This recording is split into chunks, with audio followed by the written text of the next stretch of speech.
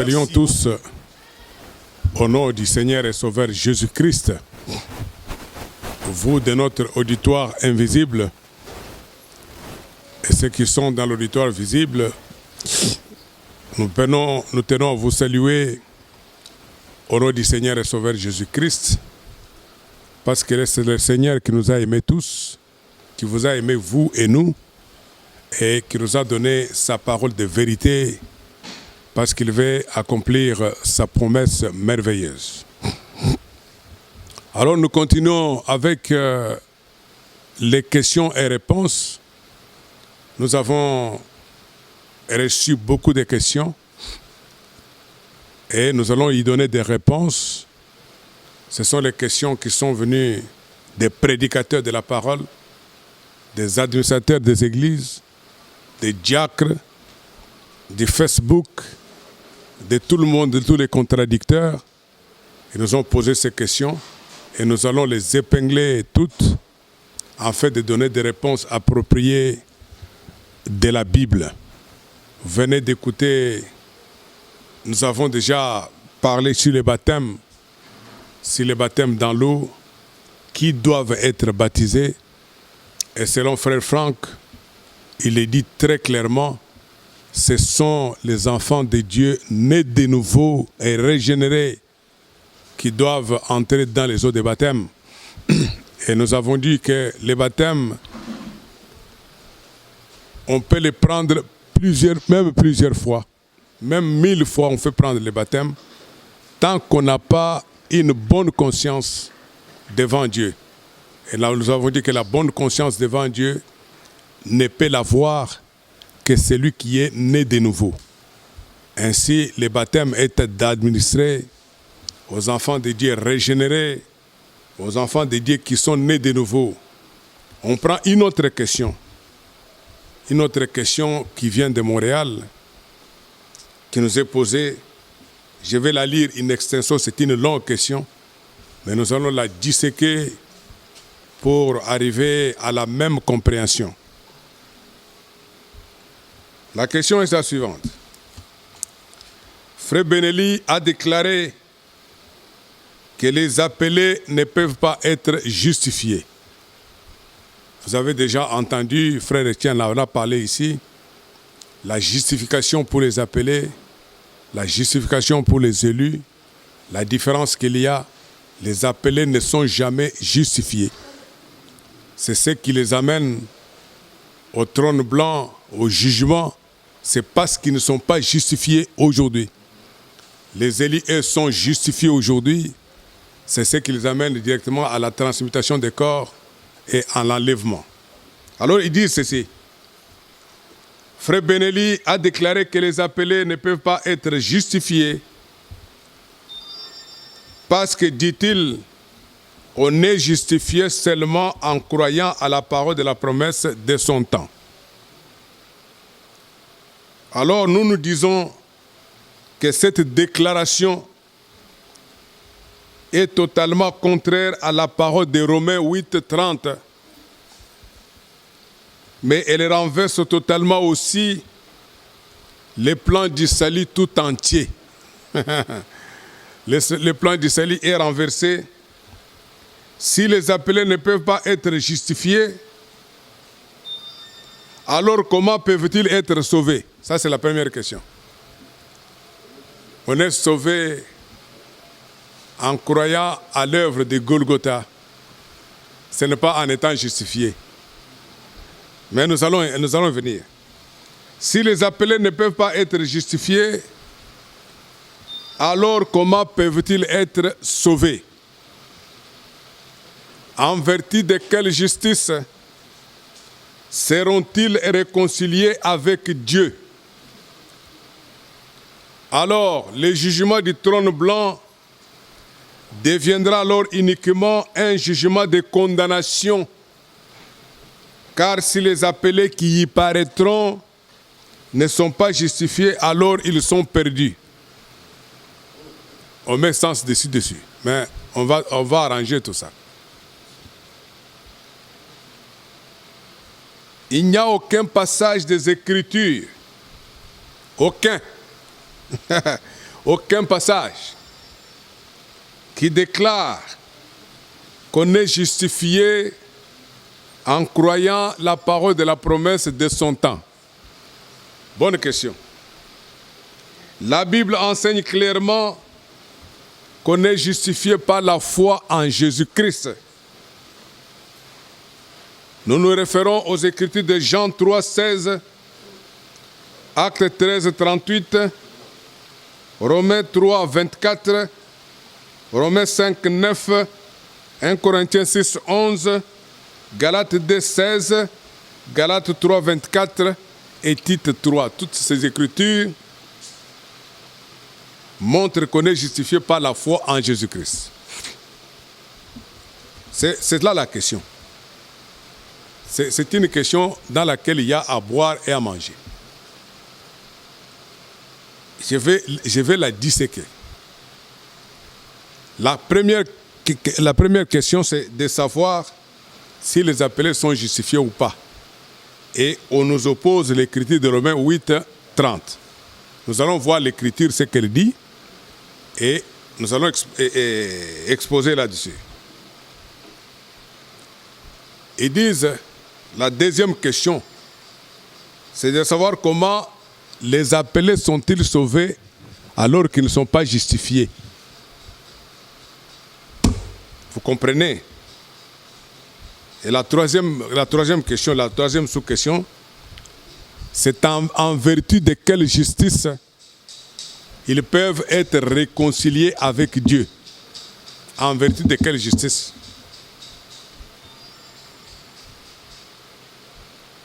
La troisième question, quelle est l'écriture qui dit qu'on est justifié par la parole de la promesse?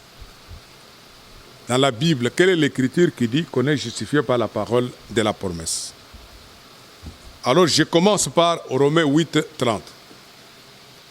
Il a dit, c'est les frères de Montréal, hein? C'est les frères de Montréal qui m'ont posé cette question. C'est parce que j'ai beaucoup évolué dans cette assemblée, j'ai beaucoup enseigné dans cette assemblée. Mais les frères m'ont posé cette question. Ce sont des questions qui devraient nous être posées par des pentecôtistes. C'est les pentecôtistes qui pouvaient nous poser des gens des questions. Mais qu'à cela ne tienne, nous allons répondre.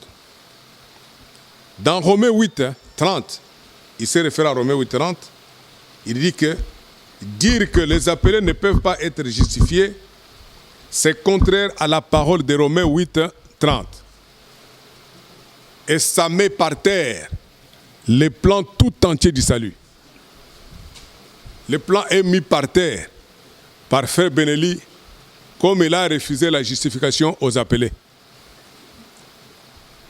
Romains 8, 30, nous allons lire. Nous commençons par Romains 8, 29. Il dit ceci. Car ce qu'il a connu d'avance, il les a aussi prédestinés à être semblables à l'image de son Fils, afin que son Fils fût le premier-né d'entre plusieurs.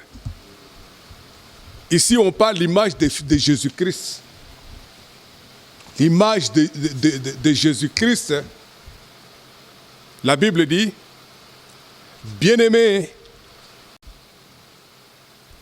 nous disions que nous allons lire Romains 8, verset 29, qui va nous amener directement à Romains 8, verset 30, pour que nous comprenions. Nous comprenions ce que Romains 8, verset 29, verset 30, ce qu'il dit par là. Considérons Romains 8, 29. Il dit ceci. Car ce qu'il a connu d'avance, il les a aussi prédestinés à être semblables à l'image de son Fils, afin que son Fils fût le premier-né entre plusieurs frères.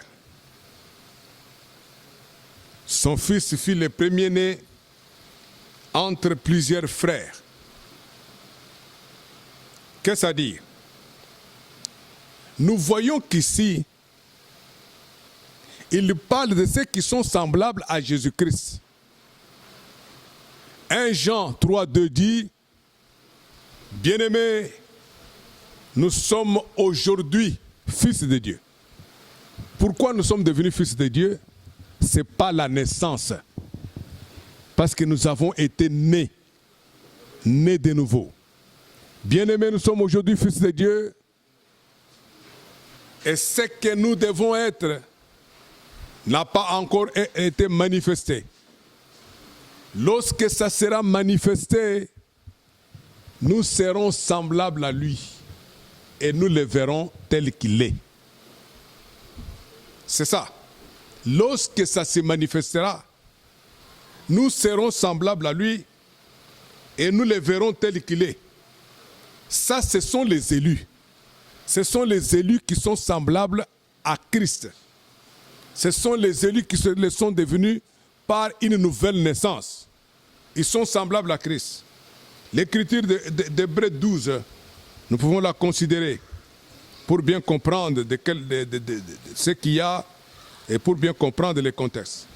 Hébreux 12, verset 22, Hébreux 12 dit ceci, « Mais vous vous êtes approchés de la montagne de Sion, de la cité du Dieu vivant, la Jérusalem céleste, des myriades qui forment le cœur des anges, et de l'assemblée des premiers-nés, inscrits dans les cieux. » Les premiers-nés sont inscrits dans les cieux.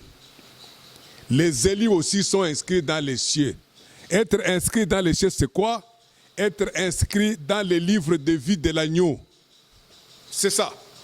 Ce sont les gens qui sont inscrits dans les livres de vie de l'agneau, qui sont les premiers-nés et qui seront semblables à son fils Jésus-Christ, afin que son fils soit le premier d'entre plusieurs frères. Jésus-Christ est le premier-né, et nous, ses frères, nous sommes aussi des premiers-nés. Parce que nous sommes inscrits dans les cieux. Être inscrit dans les cieux, c'est quoi? C'est être inscrit dans les livres de vie de l'agneau. Là, vous comprenez le contexte. Donc, au Romains 8, verset 29, au verset 29, on parle déjà des élus. Et quand on va au verset 30, il continue l'explication du verset 29.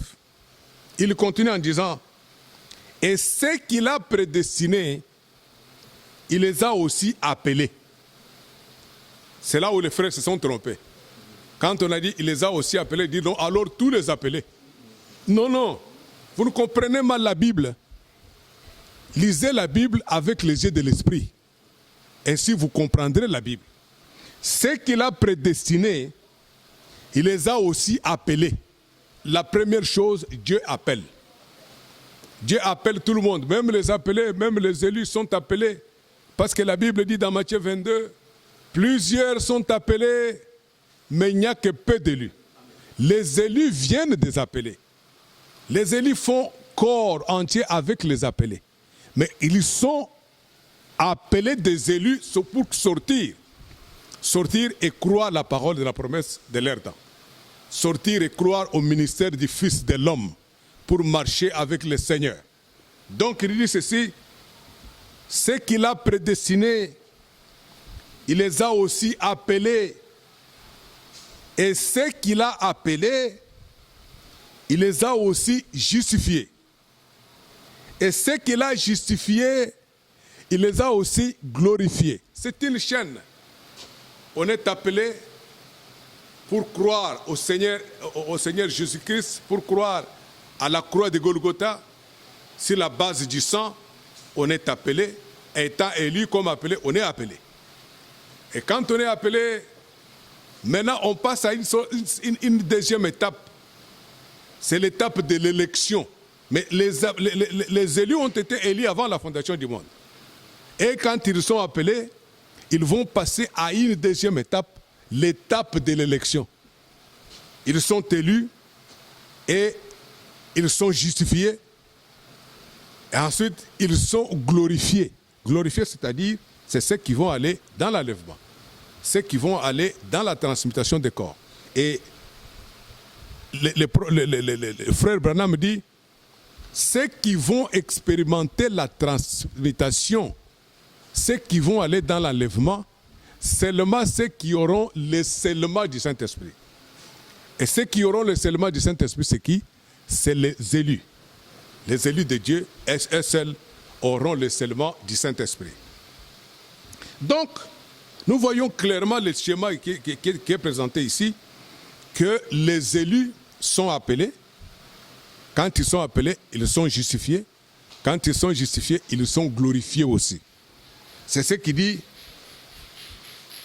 que dirons-nous à l'égard de ces choses? Si Dieu est pour nous les élus, qui sera contre nous? Et au verset 33, on dit, qui accusera les élus de Dieu? Donc ici, on parle des élus. On ne parle pas des appelés. Qui accusera les élus de Dieu? Parce que c'est Dieu qui les justifie. Donc vous comprenez que les élus sont appelés, comme tous les autres appelés, parce qu'eux aussi, ils viennent sur base du sang.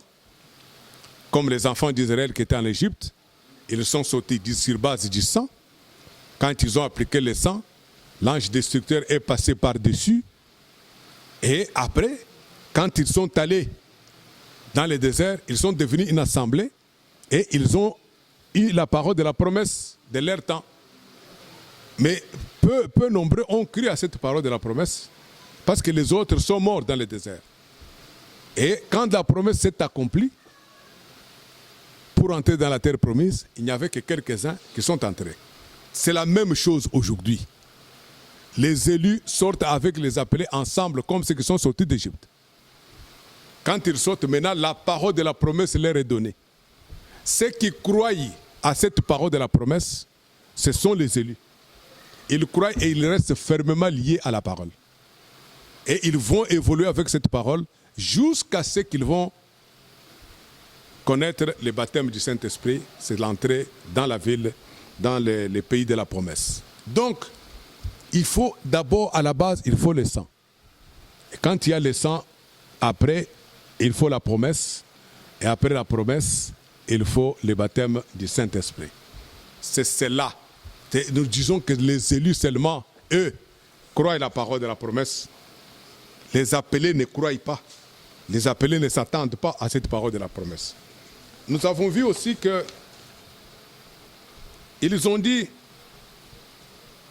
si les appelés ne sont pas justifiés, alors ils ne peuvent pas être sauvés. On a mis le plan du salut par terre, parce qu'on renie même le salut aux appelés. Non, non. Vous n'avez pas bien compris les choses. Le salut, c'est sur la base du sang. Quand vous croyez à l'action de Golgotha, quand vous la recevez, cette action de Golgotha, vous recevez Jésus-Christ comme celui qui est mort pour vous à la croix, vous êtes sauvés. Et ça, ce n'est pas seulement l'apanage de ceux qui ont les messages. C'est l'apanage même des groupes de prière, l'apanage même des dénominations, même les catholiques, même les protestants, même les pentecôtistes, même les méthodistes. C'est lui qui croit que Jésus-Christ est mort pour lui à la croix et qu'il a versé son sang pour lui, il est sauvé. C'est tout. Ça n'a rien à voir avec la justification. La justification, c'est pour entrer au ciel. La justification, c'est pour aller à la transmutation. La justification, c'est pour recevoir la parole de la promesse. La justification, c'est pour les élus, ceux qui doivent naître de nouveau. Frère Branham dit, c'est dans la brochure, La porte du cœur. Il dit, quelqu'un peut être sauvé. Il peut recevoir Jésus-Christ comme sauveur et ne jamais les recevoir comme Seigneur. Ça coupe court. Tu peux recevoir Jésus-Christ comme Sauveur, mais jamais comme Seigneur. Parce que celui qui reçoit Jésus-Christ comme Seigneur, c'est-à-dire le Saint-Esprit est entré en lui. Et quand le Saint-Esprit entre en lui, il naît de nouveau. Il naît de la parole de la promesse. C'est un candidat au ciel.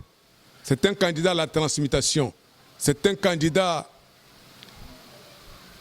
pour l'accomplissement des œuvres du Seigneur. Alors nous disons, quand les frères disent qu'ils ont mis les plans du salut par terre, en disant que les élus ne sont pas justifiés, cela mettre les plans du salut par terre. Non. Ce n'est pas possible de mettre les plans du salut par terre. Parce que, regardez, les appelés ne sont pas justifiés. Ils ne sont pas justifiés pourquoi? Parce qu'ils ne reçoivent pas la parole de la promesse de leur temps. Ils ne croient pas à la promesse que le Seigneur a faite en notre temps. C'est cela qui fait qu'ils ne sont pas justifiés. Mais les élus, au contraire, ils croient la parole de la promesse de leur temps. Le ministère du Fils de l'homme. Ils ont reçu Jésus-Christ dans son ministère de Fils de Dieu. Ils vont plus loin, ils les reçoivent dans son ministère de Fils de l'homme. C'est par là qu'ils sont justifiés. Et s'ils sont justifiés, ils vont aller jusqu'à l'accomplissement de la promesse. Ils sont nés de nouveau. Ils vont aller jusqu'à l'accomplissement de la promesse de Dieu pour ce temps. C'est le baptême du Saint-Esprit et de feu pour enfin aller à la transmutation de leur corps. Ça, c'est Jean 5, verset 24. Jean 5, verset 24 qui dit, en vérité, je vous l'ai dit, celui qui écoute ma parole et qui croit à celui qui m'a envoyé a la vie éternelle. Il ajoute, lui ne vient point en jugement, mais il est passé de la mort à la vie. Qui ne viennent pas en jugement, ce sont les élus. Les élus ne viennent pas en jugement parce qu'ils sont justifiés. Ils sont passés de la mort à la vie. Mais qui viendront en jugement? Les appelés. Les appelés viendront en jugement parce qu'ils n'ont pas reçu la justice sur cette terre. Ils n'ont pas reçu la justice sur cette terre. Ainsi, ils viennent en jugement pour être justifiés afin d'entrer dans la vie éternelle. Parce que nous voyons que au jugement dernier, ceux sur qui on trouvera une trace de sang seront acceptés dans la vie éternelle. Ils entreront dans la vie éternelle. Mais seulement au jugement dernier. C'est ça les élus.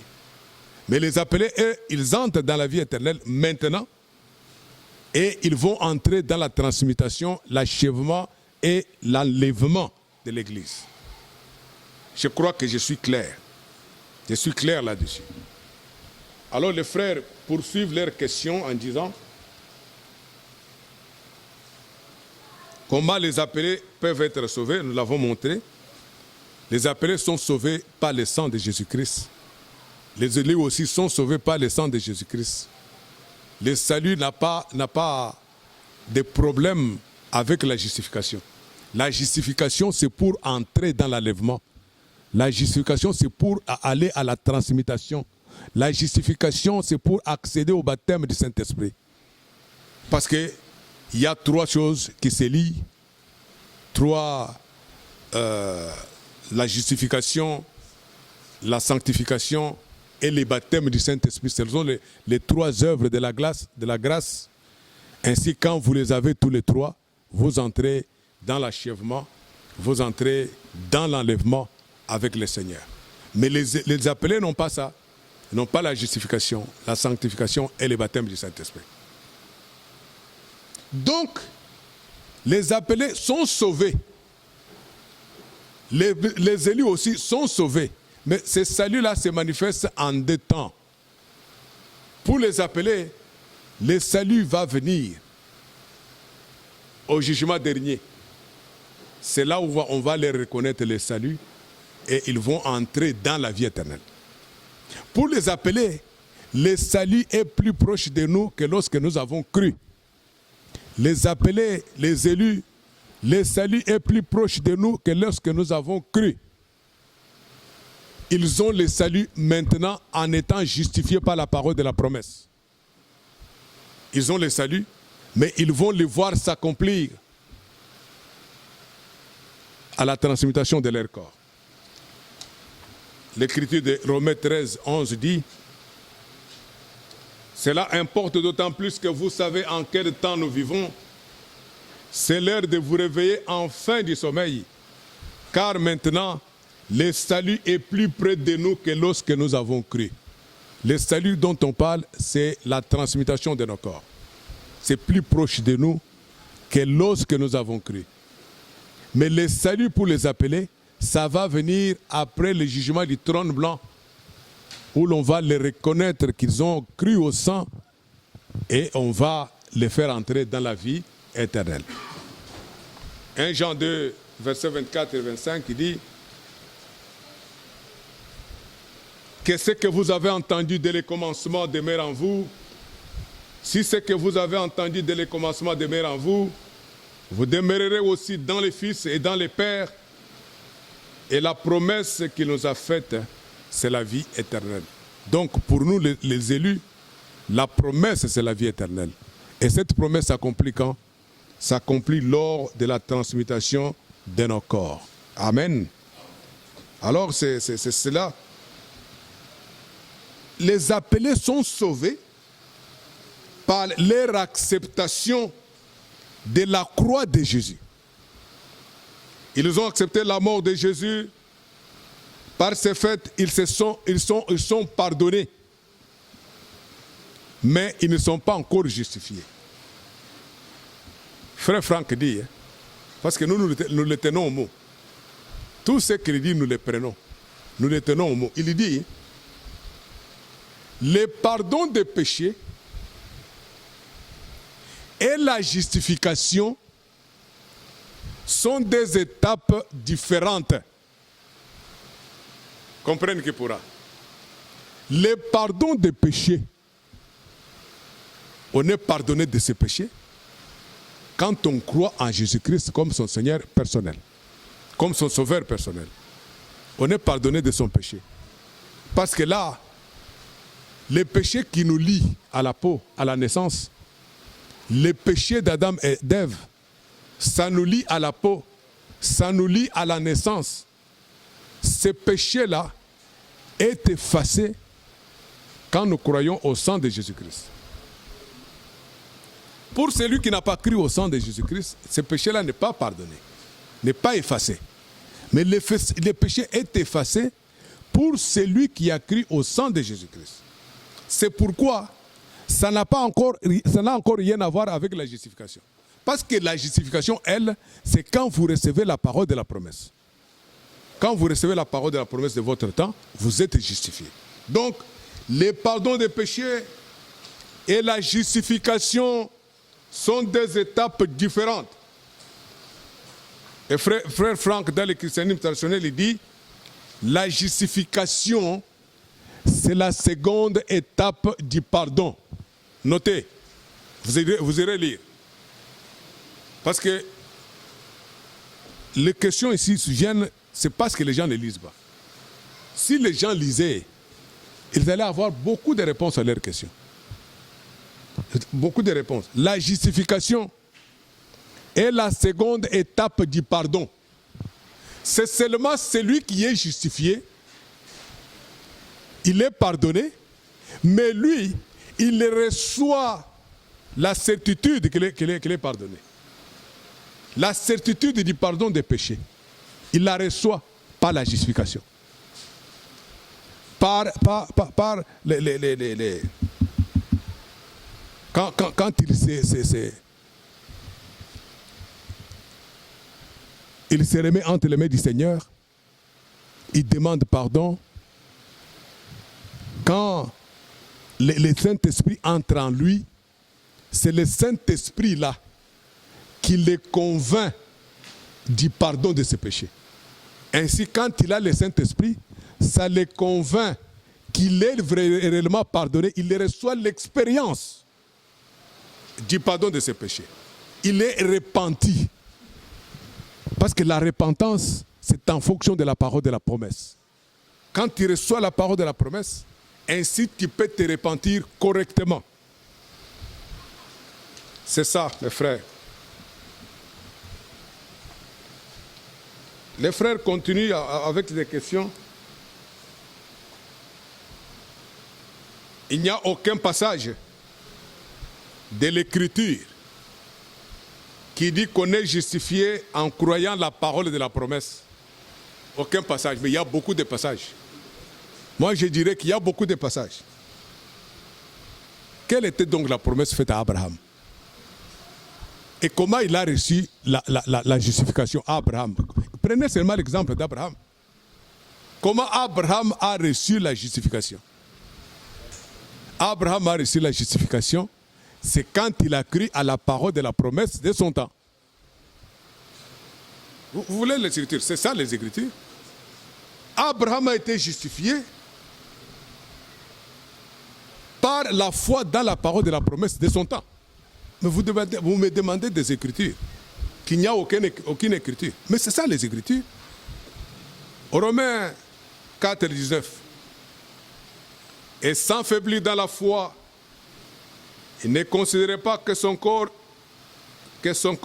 déjà usé, puisqu'il avait près de 100 ans, et que Sarah, sa femme, n'était plus en état d'avoir des enfants. Il ne douta point par incrédulité au sujet de la promesse de Dieu, mais il fut fortifié par la foi, donnant gloire à Dieu, ayant la pleine conviction que ce qu'il promet, il peut l'accomplir. C'est pourquoi cela lui fut imputé à justice. C'est parce qu'il a reçu la parole de la promesse que cela lui fut imputé à justice. C'est ça les Écritures. Que vous demandez, quelles Écritures encore? Parce que par là où est passé Abraham, nous aussi les élus qui sommes enfants d'Abraham, nous devons passer par le même cheminement. Nous devons passer par le même cheminement. Il faut que la parole de la promesse soit là, à laquelle nous croyons, et cela nous est imputé à justice. Frère Franck dit, dans la brochure Les Retours, à la page 17, je donne même la page, Les Retours à la page 17, il donne quelque chose de très bien là. Il dit, un seulement par l'Esprit de Dieu ne peut être expérimenté par ceux qui, comme Abraham, ont été appelés à sortir de Babylone. En eux s'opère une circoncision du cœur et ils reçoivent en eux la substance divine, c'est-à-dire la parole promise pour ce temps. C'est ça la substance divine. Ils reçoivent la substance divine, c'est-à-dire la parole promise pour ce temps. C'est par ces moyens qu'ils sont justifiés. C'est par ces moyens. Ils sont justifiés parce qu'ils ont reçu la substance divine, la parole de la promesse de notre temps. C'est ça. Donc ça, c'est Frère Franck. Quand il écrit comme ça, nous prenons. Nous mettons dans notre gibecière. Et quand on me donne la chair pour prêcher, je largue ça. Mais quand je largue ça, vous commencez à me jeter des pierres. Vous commencez à me jeter des pierres pour tout simplement parce que votre compréhension est pentecôtiste. Votre prédication est pentecôtiste. Votre prédication est des messagistes, des groupes de prière, des messagistes. Un autre disait, il disait que 1 Jean 5, verset 1er, il dit, celui qui reçoit Jésus comme Christ est né de Dieu. Alors il commence à démonter, il dit, non, même chez les catholiques, il y a des gens nés de nouveau. Même chez les protestants, il y a des gens... Et entre-temps, les gens dans les bancs, ils étaient en train de tuntouquer. Ils étaient en train de tuntouka. Moi, j'ai dit, il tuntouka pourquoi? Parce qu'il raconte des mensonges. Il raconte des mensonges. Celui qui reçoit Jésus comme le Christ, c'est-à-dire celui qui reçoit Jésus comme la parole ointe. Parce que le Christ veut dire la parole de la promesse, la parole ointe. Et si vous le recevez comme la parole ointe, alors vous êtes né de nouveau. C'est tout. Ce n'est pas celui qui reçoit Jésus comme Christ, comme dans les groupes de prière. Est-ce que les groupes de prière connaissent la parole ointe? Est-ce qu'ils connaissent la parole de la promesse de notre temps? Ils ne connaissent pas. Ils ne connaissent pas. Donc celui qui a reçu Jésus comme le Christ, c'est un homme qui est né de nouveau. C'est un homme de notre temps, un homme moderne, un élu. Il reçoit Jésus comme le Christ, c'est-à-dire la parole ointe. Il m'a donné des écritures, par exemple, Galates 2,16. Galates 2,16 dit « Néanmoins, sachant que ce n'est pas par les œuvres de la loi que l'homme est justifié, mais par la loi, la foi en Jésus-Christ, nous aussi, nous avons cru en Jésus-Christ, afin d'être justifiés par la foi en Christ. La foi en Christ, et non par les œuvres de la loi, parce que nul chair ne sera justifié par les œuvres de la loi. » La foi en Christ, c'est la foi dans la parole ointe. La foi dans la parole de la promesse. C'est cela qui nous justifie. Ce n'est pas une autre foi. Parce que les appelés n'ont pas la foi qui vient de la révélation. Ils ont une foi qui vient de quelque chose qui a été fait. On vous apprend qu'on a fait ça pour vous. Jésus était à la croix pour vous. Il a versé le sang. On vous apprend que ça, il a déjà fait. Et vous croyez, vous avez la foi. C'est parce que vous avez accepté. C'est une foi par acceptation. Mais la foi qui vient par révélation, c'est ça la foi normale, la foi de Dieu, la foi acceptable de Dieu, la foi qui vient de la parole de la promesse, la foi qui vient de ce qu'on entend. C'est cette foi-là qu'on parle ici. C'est par cette foi qu'on est justifié. On l'obtient seulement en recevant la parole de la promesse de notre temps. Quand vous recevez la parole de la promesse, vous avez cette foi-là, parce que cette foi-là vient du Saint-Esprit. Le Saint-Esprit entre en vous et il crée cette foi-là. C'est une foi qui est basée sur la révélation. Mais si on pousse plus loin, dans Galates 3, 23, il dit avant que la foi vint, nous étions enfermés sous la garde de la loi en vue de la foi qui devait être révélée. La foi, c'est une révélation. La foi, c'est une révélation. Si vous n'avez pas la révélation de Dieu pour aujourd'hui, si vous n'avez pas la révélation de sa parole de la promesse pour aujourd'hui, vous ne pouvez pas avoir la foi. Vous ne pouvez pas être justifié. On est justifié par la foi, mais la foi qui est une révélation. Donc il y a une différence entre ce que Dieu a fait pour vous, qui est valable pour tout le monde, et ce que Dieu révèle, qui n'est valable qu'à son Église, qui n'est valable que pour les élus. Dieu se révèle à ses élus. C'est clair. C'est clair. Paul prêchait l'évangile dans Tite 1. Verset 1, il dit, Paul, serviteur de Christ, pour la foi des élus de Dieu et la connaissance de la vérité qui est selon la piété, lesquelles reposent sur l'espérance de la vie éternelle, promise dès les plus anciens temps par le Dieu qui ne ment pas. Donc la vie éternelle, c'est une promesse. Cette promesse nous donne l'espérance. Et cette espérance est pour les élus de Dieu. C'est pour ça que Paul était venu. Paul n'était pas venu pour les appeler. Si vous défendez les appelés, c'est votre problème. Mais laissez Paul et nous défendre les élus. Parce que c'est les élus que Dieu est venu chercher. C'est ça. Donc, pour conclure à cette première question, cette question, cette question qui nous a été posée. Nous allons conclure avec Frère Franck qui dit « L'homme justifié par la foi en Jésus-Christ se tient devant Dieu comme s'il n'avait jamais péché. Il a été placé à nouveau dans son état originel comme il y avait été prédestiné dans l'éternité. Alors il attend seulement, il attend uniquement encore la transmutation de son corps et l'achèvement.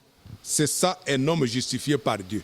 Il attend que la transmutation et l'achèvement. Donc ça, ce sont les élus. Les appelés ne peuvent pas attendre la transmutation. Mais les élus attendent la transmutation de leur corps.